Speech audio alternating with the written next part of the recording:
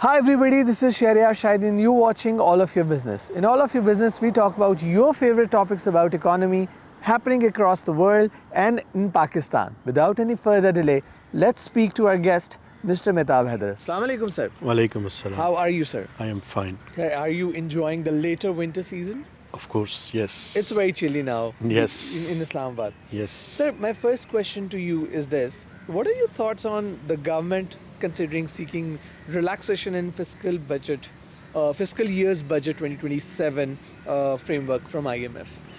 Bismillah ar-Rahman ar-Rahim. Thank you very much for having me. You know, IMF's next review mission is expected to be held in March. Government of Pakistan has started consultation with different stakeholders, especially the ministries, to make preparation for the next review. Because after the next review, Pakistan's next budget for 2026 and 2027 will be announced, probably in early June. So Pakistan is exploring its options to get relaxation on different fiscal and budgetary framework. Because of IMF program, the economy has been choked and suffocated. So Pakistan requires a breathing space on its fiscal front, especially the fiscal deficit front. And there is another good news for Pakistan, that whatever we have predicted that there will be a severe reduction on account of different macroeconomic targets because of the recent floods. But now the latest projections are showing that Pakistan is going to achieve a higher growth, because earlier the IMF has revised it downward from 4.2% to 3.25 to 3.5%. But now the latest projections are showing that Pakistan is going to achieve a GDP growth of around 4% for the outgoing financial year. That will be ended on 30th June. So the stage is set when Pakistan will request the IMF to show some lenient attitude so that the next budgetary targets could be relaxed. It will provide a fiscal space to the government so that the government can spend more for generating jobs as well as reduce poverty in Pakistan. So do you think it's going to happen? It's hoped so. Fingers crossed. But at the moment, we have started preparation for the next budget. And as you know, Ministry of Finance has established a tax policy unit.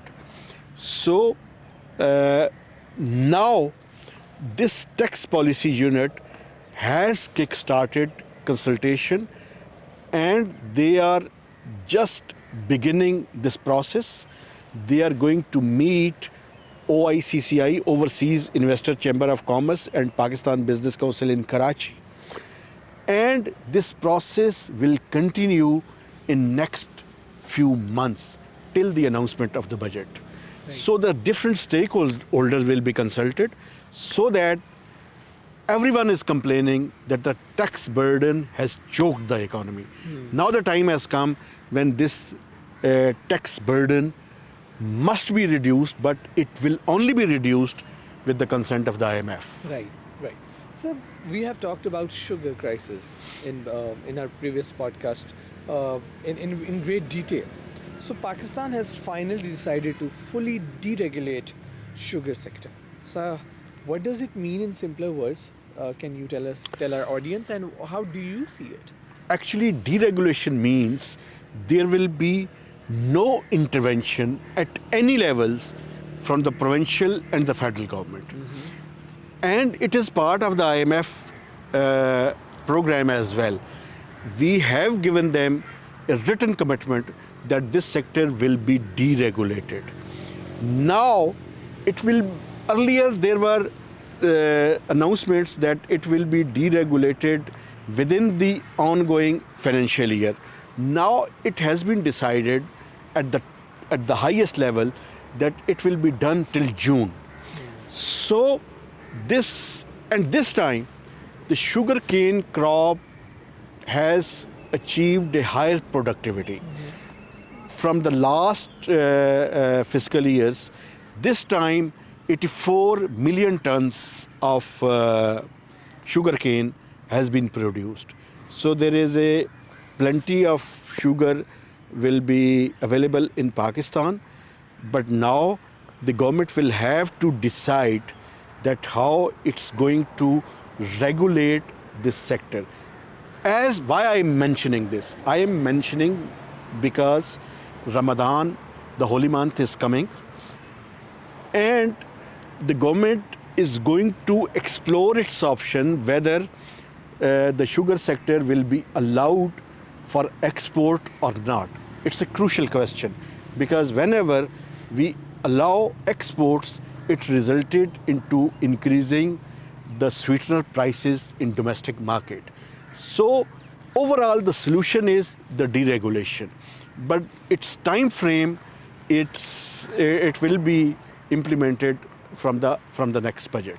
Right, right. Sir, a good news for Pakistani citizens as NEPRA has reduced electricity prices and we are going to see lower bills from next month. So this is a good news for sure. Of course, the average tariff for discos is around 34 rupees per unit, and it has been reduced almost 65 paisas. There is a slight reduction, but it's a good reduction because it will help consumers to pay the electricity bill which had already burdened them a lot. Yes. And even 1 paisa is crucial for them.